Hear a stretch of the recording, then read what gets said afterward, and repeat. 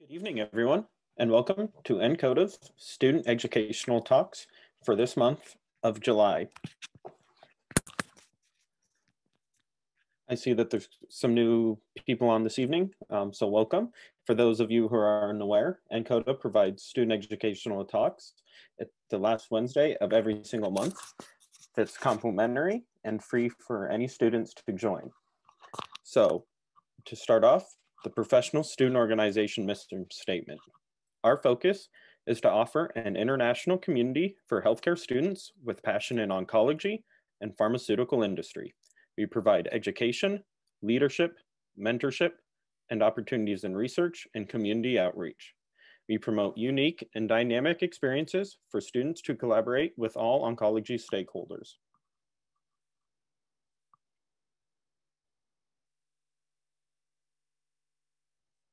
I would like to welcome all of the established NCODA professional student chapters. I especially would like to recognize our newest chapter, the 29th chapter of East Tennessee State University. So welcome all students. I would also like to welcome all of our in-progress NCODA chapters. As you can kind of see, we're continuously growing all across the United States, as well as in Canada as well. And finally, I'd like to welcome all students. NCODA provides these student educational talks to students regardless of membership and regardless of chapter involvement. We encourage you to all continuously stay involved and continue to expand on your oncology knowledge. We are currently at 3,600 plus members and 620 plus practices strong. We're continuously growing by leaps and bounds, and working together, we become stronger. And I'd encourage you all to stay up to date if you want to follow our Facebook and our Instagram pages. If you want to take your cameras out, you can scan those QR codes now, and it should take you directly to those pages. The Instagram page and Facebook page, we've been promoting a lot of information on over the past couple of weeks. And so to keep up to date, I highly encourage you all to follow those. I'd also highly encourage you all to follow NCODA's national LinkedIn page. And so for those of you this evening that might have seen some of our other information and some of our promotional items regarding tonight's meeting, Peter, one of our APPE students who is going to present over health disparities in breast cancer, had a family emergency.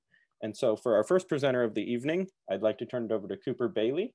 He's the Association Management Fellow here with NCODA, and he'll be presenting over 340B. Thanks, Austin. So as Austin said, our original presenter, Peter, was unable to come over tonight. So I am going to be doing an overview of 340B, the Federal Drug Pricing Program.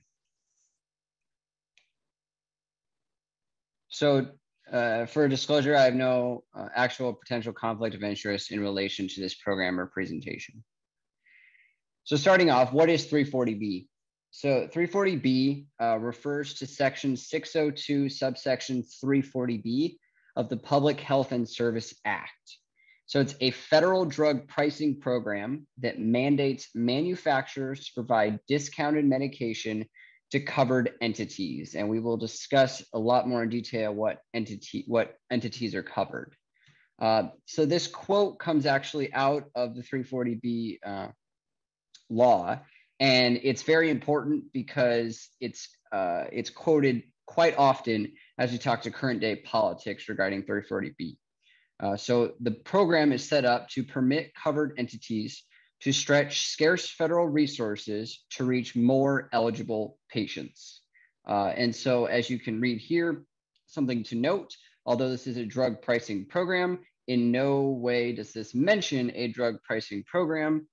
Just a side note, again, this is very heavily quoted in our current politics. And 340B is only subject to outpatient meds only. And this actually does exclude vaccines. So we'll kind of get into what outpatient versus inpatient means. But again, outpatient medications are only subject to 340B pricing. So who is involved? So there's quite a few different entities involved. The first one and the overseer is going to be HRSA. And so again, they are kind of the regulators of the 340B program. And they regulate the drug manufacturers as they negotiate drug pricing agreements. And we'll get into how they actually come up with the drug pricing agreements. The covered entities, so they'll audit the covered entities and make sure they're complying with current 340B standards. Patients, and then another big player would be the 340B prime vendor. Their name is Apexis, and they are actually kind of in charge of 340B regulation on an independent end. They also do sub 340B contracting, which is a little bit specialized 340B sub pricing. But it kind of looks like this to look at it visually. So, right, you see HRSA here as your overseer, and they're going to oversee your drug manufacturers. They're going to oversee your covered entities. And then you have your natural distributors. So you still have your distributors. And they're either going to distribute it to your contract pharmacies or the covered entity itself. And then that will be eventually distributed to patients that are eligible to receive 340B medication. So who is eligible? So it's hospitals that are state government or local government or nonprofit hospitals contracted with state/federal government. And then there's a very distinct eligible as a patient. So they have to have an established relationship with the entity. They have to have received health care services from the entity. However, specifically, if the only service they have been provided is dispensing of medication, this does not count as receiving healthcare service. So it has to be some type of other healthcare service, not just dispensing of medication. So talking about covered entities. So this is a very important slide when it comes to 340B, and I know it looks a little bit crowded. We'll break it down. So the first thing I want to break down is what is this DSH? So this is the disproportionate share percentage. So what that actually calculates to, it's the percent of Medicaid inpatient days. So that's how they get this disproportionate share percentage. And so children's hospitals with a disproportionate share percentage greater than 11.75% are going to be 340B eligible entity. There's also what we would call disproportionate share hospitals, and that's just going to be any of one of those covered hospitals entities that has a disproportionate share number greater than 11.75%. Critical access hospitals are the only one that actually don't have a disproportionate share requirement, and that is because kind of in their name, they are critical access, meaning they're in a place that doesn't really have any other healthcare opportunities. So this might be in very rural areas, in secluded areas of the country. So they don't require a disproportionate share number. Freestanding cancer hospitals, again, this relates directly to NCODA as we work with our oncology centers. And again, their disproportionate share number is that 11.75%. Rural referral centers and then sole community hospitals. These are going to be pretty similar. I actually have had a really hard time understanding the difference between the two. However, basically think of them as your kind of small rural hospital that might not be in distance to a larger hospital. And so their disproportionate share numbers are a little bit lower because they're somewhat similar to a critical access hospital, except not quite qualifying for a critical access hospital because they're either usually in too close a distance to another hospital. So the another thing I want to talk about on this slide is these different subgroups. And so there's a thing called Gpo Prohibition. And so certain entities will be prohibited from using a GPO purchasing organization. So you can see children's hospitals, disproportionate share hospitals, and freestanding cancer hospitals are all excluded from using and buying medication, again, outpatient drugs on GPO pricing if they use 340B. It's very specific. The other exclusion is this orphan drug exclusion. And so critical access hospitals, freestanding cancer centers, rural referral centers, and sole community hospitals fall under what we would call an orphan drug exclusion. And again, that's basically what it sounds like. They are excluded from receiving orphan drugs on a 340B contract. And again, I know probably many of you have studied this before, but an orphan drug is classified as having less than 200,000 persons affected by the disease, or it's subject to be non-profitable within 7 years of coming to market. So there's also what we would call non-hospital entities. These are a little bit more personalized, as you can see here. Tribal Urban Health, the Ryan White HIV/AIDS program, STD clinics, family care centers, TB clinics, hemophilia treatment centers, and then black lung clinics, which, fun fact, are basically only found in Pennsylvania because that's where a lot of the coal mines were. And black lung is a disease you would get if you were spend a lot of time in coal mining.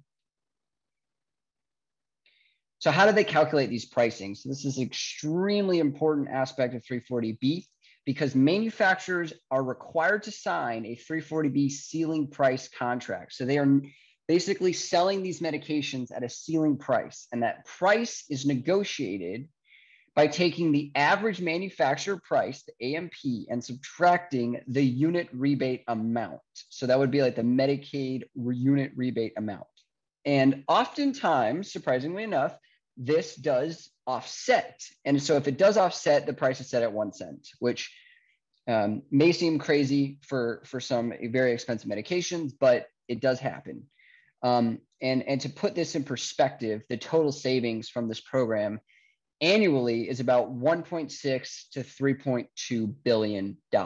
And so it's extremely vital for these hospitals that are eligible.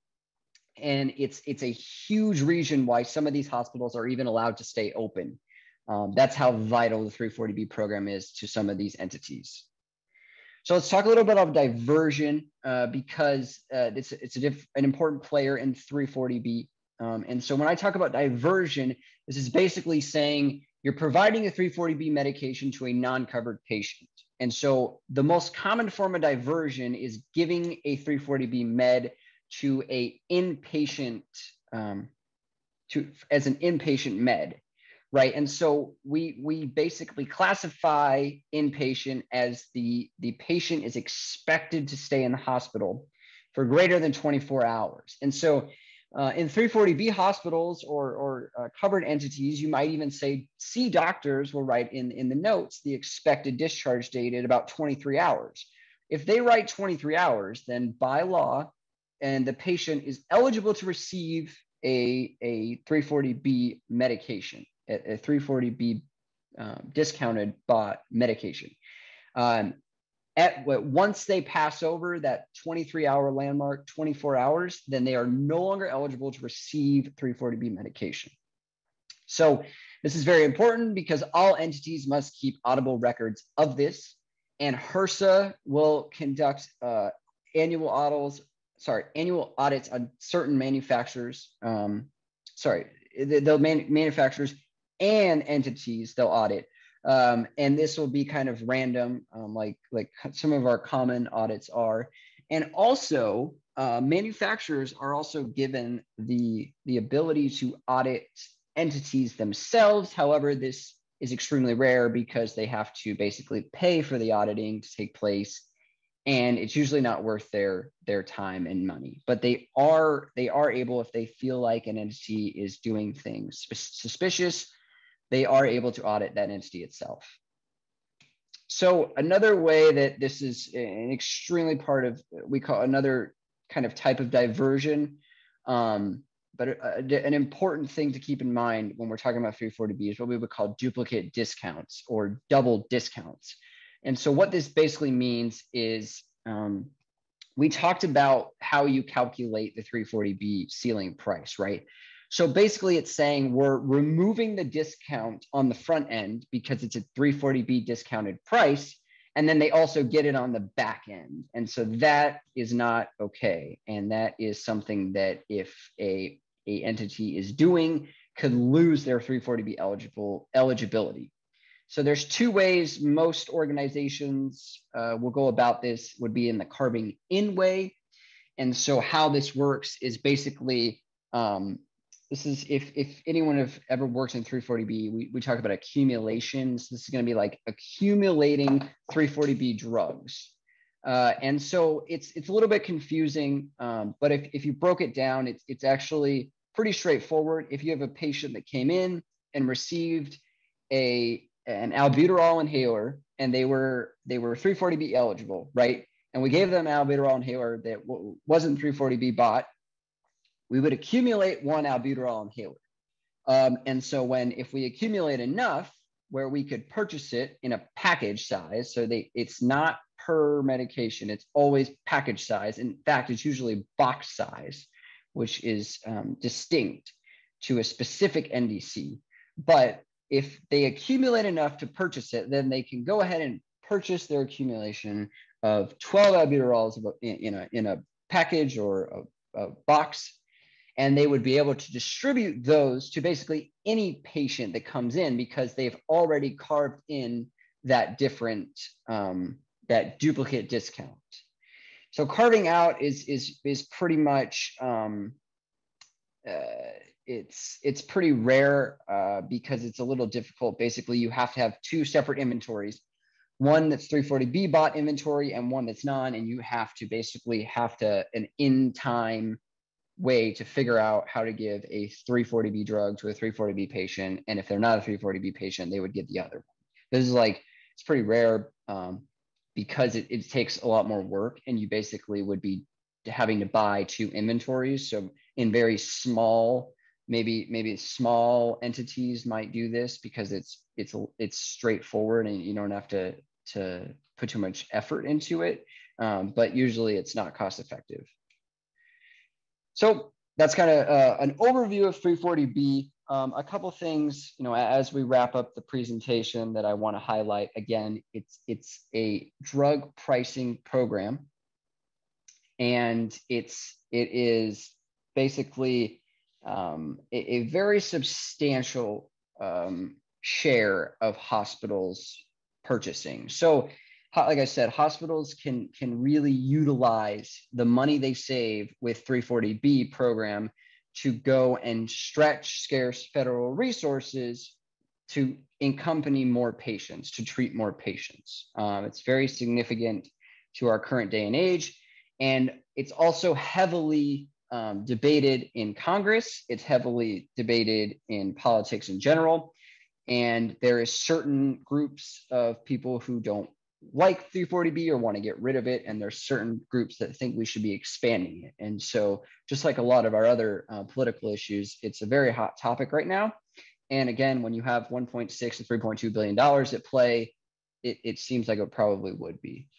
So with that, does anyone have any questions?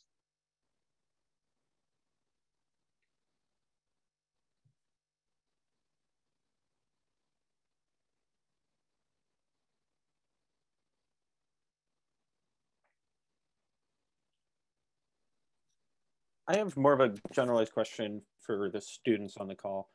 Just out of curiosity, how many of you might have heard of the 340B program, but might not have known it kind of in this depth, or might not have been taught it in school?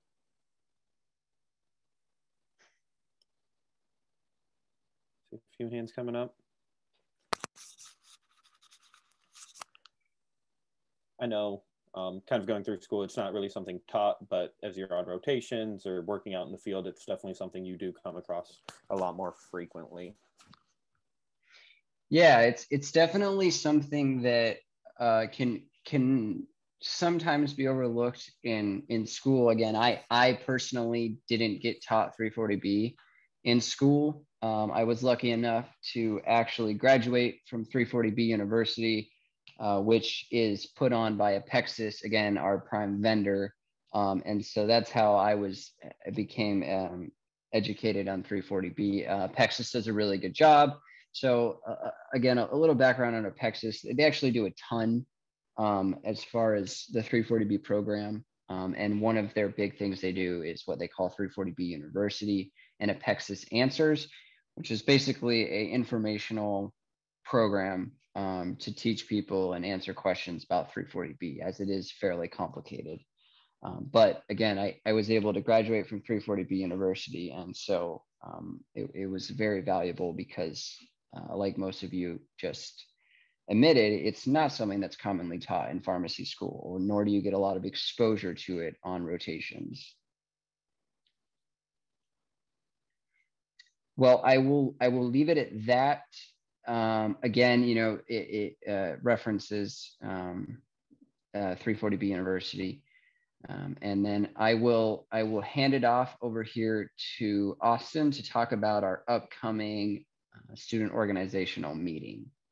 If anyone has any residual questions, feel free to throw them into the chat or chat me.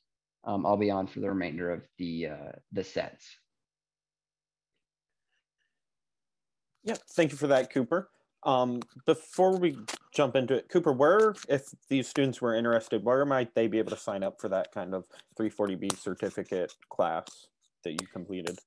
Yeah, so that's going to be found again on Apexis. And so you can, Apexis has a pretty big, vast website, but some very helpful hints is a website called Apexis Answers. And so it's kind of like a giant blog, but a lot of people ask some really good questions. And that can also take you to 340B University if you're interested in registering. I actually did it as part of a rotation, and my rotation set it up for me, but you can go ahead and do it on your own. So if you want to find further information or be educated a little bit further on 340B, because there's a ton that goes into it. We didn't even touch on contact pharmacy, which is a whole nother presentation, but yeah, Apexis is the way to go. Okay, thank you for that, Cooper.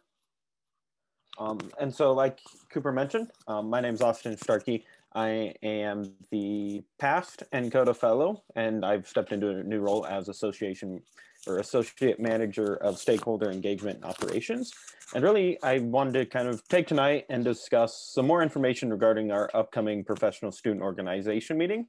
That's going to be happening September 16th and 17th in Detroit, Michigan. And kind of, again, out of curiosity, I know I see some of you, some familiar names of students who might be registered, but can you just go ahead and raise your hand if you are registered on the call tonight, this evening? Okay, great. So I definitely see a lot of you are familiar with it. That's great to see.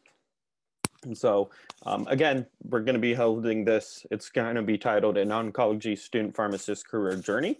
And really, this is going to be a great opportunity for you to network and meet with different people within the oncology field. And so some of the meeting details, I know most of you have registered and plan on attending, but that is going to be held September 16th and 17th. And it's going to be at the Westin Detroit Metropolitan Airport. The hotel's connected right to the airport, so it's really easy to find. You don't need to worry about renting a car or trying to connect with an Uber. So September 16th, that's going to be a full welcome reception. We're really excited about that one. We have the whole Henry Ford Museum rented out. It's going to be a great networking opportunity. We're going to have the residency programs, the fellows, all of our presenters and speakers that are going to be in attendance. So it'll be a great opportunity to ask any questions you might have ahead of time and really network and connect with people in a really laid back setting where there's not really a lot of high pressure. It's also an opportunity for you to walk around the museum and really take all in that it has to offer, visiting the different exhibitions and things like that that they're going to have set up that evening too. And so this is available for all students, regardless, again, of your membership. So within that, we do have some featured keynote speakers. We have Tim Witton. He is the CEO and president of Taiho Oncology. We're super excited he's going to be joining us. He's going to be with us, I believe, the networking dinner, as well as presenting a keynote on that September 17th. We also have Lurie Pierce joining us. She is the chair of the board, or the president of the American Society of Clinical Oncology. And so as some of you are aware, ASCO is really one of the main drivers of oncology care in the United States and across the world. They're one of the most recognized organizations out there. And so we're really excited to have her joining us. She is actually a graduate of the University of Michigan as well. So it's kind of her hometown. So she's super excited to be joining us as well. And then just to kind of mention, if you haven't really dived into the agenda and some of the topics and presenters that are going to be with us, so we are going to have a full leadership workshop. This will be residency and fellowship preparation. So some of those presenters, we have our NEB board. We're super excited to have them joining us. So I know Jonathan's on the call this evening. We're super excited to have him kind of talk about that. We also have Kristen Felthausen. She's the program manager with USC, or the University of Southern California. And we have Julianne Darling, a BCOP pharmacist. She's a member of NCODA, one of our main teams. She went through the whole program through residency, through the PGY1 and PGY2 programs. She was previously working with IU Health, Indianapolis University. So we're super excited to have them talking about different ways how to prepare your CV, some interview questions, and how to really be standout candidates that we know you all are. I know I mentioned Lurie Pierce. She's going to be talking about the future of oncology and kind of where we're headed, kind of the new trends and things like that, and some of that new innovation that's coming out. We also have our Oncology Innovative Frontier. So these are going to be our industry partners. So we have Marty Wayland, the Vice President of BMS. We have Kent Barnes, the Vice President of CGen, and Janet Losenberg, the Senior Vice President of Blueprint Medicines. And they're going to talk about the newest innovations. So as you think about CAR T therapies, those new immunomodulators, those new more targeted therapies that we're starting to see really come on board as we move away from those direct chemotherapies that we're used to hearing about. We also have Tim Witton, like I mentioned. He'll be talking about pharmaceutical excellence and leadership for students. So being a graduate of a pharmacy program, he really knows what it takes for pharmacists to succeed and really reach their top potential, as he is a CEO and president of a large oncology drug industry partner. We also have the business of oncology. So kind of tying into what we've been talked about today with 340B and pricing. This will be a full-on business aspect with different GPO contractors. So you see Mark Aldworth, the Vice President of McKesson, Sonia Askaui, the Vice President of Biosimilars with Cardinal Health, and Lisa Harrison, the President of Oncology Supply at AmerisourceBergen. So very large distributors talking about how they partner with different practices, how they partner with the industry, and kind of the full-on business where you don't really get that aspect in pharmacy school. So super excited about all of those topics and presenters. There's a few other ones in there as well. We have a medical doctor talking about with a patient about kind of that side of it. So you do get the patient aspect as well and their involvement with Be the Match. Some two quotes. So Madison Motzner, our current NEB president, one of her quotes was, "Attending the International NCODA PSO meeting allows students to network with senior oncology leaders, collaborate with peers to share ideas, and connect with exhibitors that offer postgraduate programs." So hopefully you've seen all of our recent posts. I know some of you started to follow our Instagram account, but we have been posting the new programs that have been joining us, and that will be in attendance. And then, Jonathan, since I've got you on the line, do you want to read your quote and why you're excited to attend this meeting? Sure, Austin.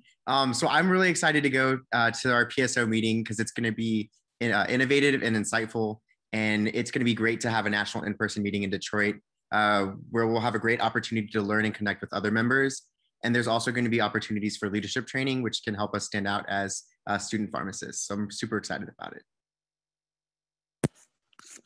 Thank you, Jonathan. I know we're excited of having you attend too.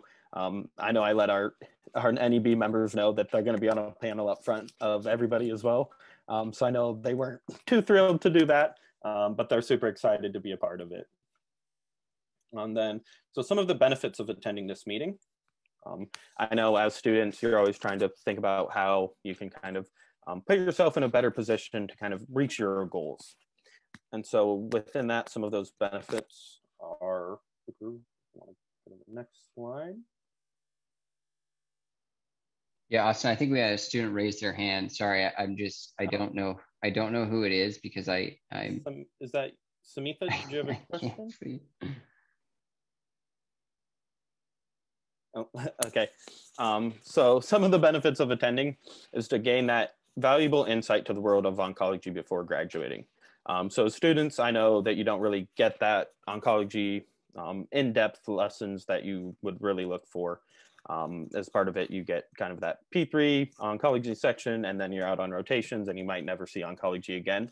And so really this provides a great opportunity to kind of see the newest trends, the upcoming things that are happening in oncology, and really meet those leaders that are helping to shape that world. You'll also be able to build leadership skills that will be vital in landing a career in oncology.